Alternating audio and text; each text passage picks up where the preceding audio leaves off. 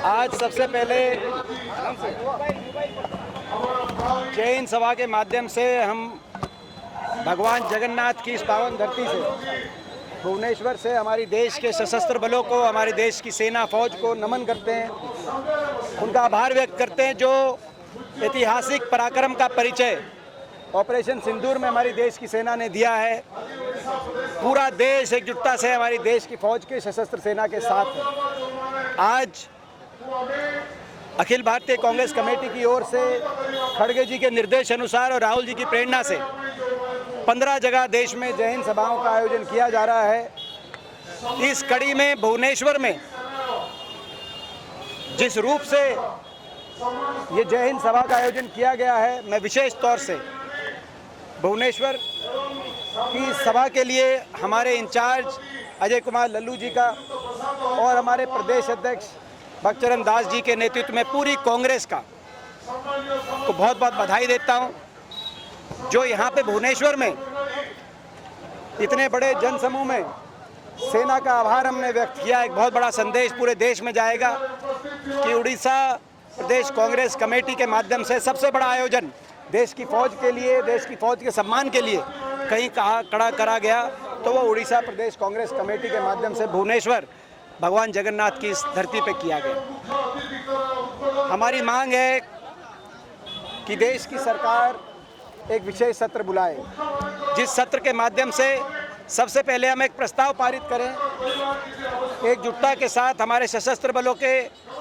सम्मान में उनका आभार प्रस्ताव, उनको धन्यवाद करते हुए, ताकि दुनिया में संदेश जाए 140 करोड़ का ये देश अपनी फौज के साथ है।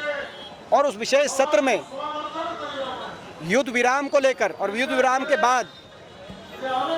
जब अमेरिका ने युद्ध विराम की घोषणा करी और बार बार अमेरिकी राष्ट्रपति के जो बयान आ रहे हैं, जिसमें 8 बार बयान आ गए जिसमें उन्होंने कहा कि व्यापार का ध्वज दिखाकर,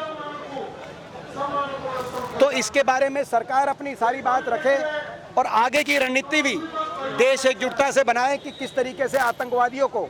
पूरी तरीके से नष्ट करने की आगे की क्या रणनीति रहेगी। क्योंकि देश की एक भावना थी, इस बार विपक्ष ने बड़ी जिम्मेदारी से पूरी देश की सरकार का समर्थन किया था और देश की भावना थी कि इस बार पाकिस्तान के दांत खट्टे किए जाएं और देश की फौज आगे मार्च करे, ये भावना थी देश की। लेकिन फिर युद्ध विराम की घोषणा हुई तो अब आगे की क्या रणनीति रहेगी, आतंकवाद को मूलतः कैसे आगे नष्ट किया जाएगा, इस बात पे एक चर्चा आवश्यक है।